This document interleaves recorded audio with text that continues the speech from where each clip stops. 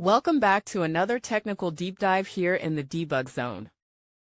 Today we're tackling a big question and breaking it down with insights from other users. Hopefully this clears up some misconceptions and helps you get the answer you need. So buckle up, stay a little curious, and let's jump right in.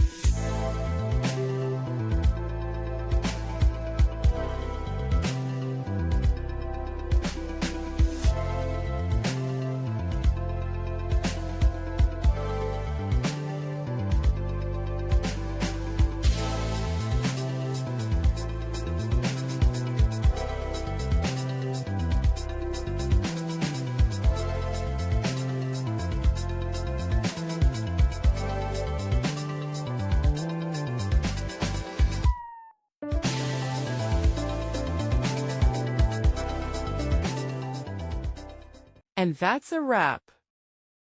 I hope you found the answer you were looking for. If you did, take a second to hit that subscribe button. It really helps out. And let me know in the comments which solution worked best for you. See you next time in the debug zone.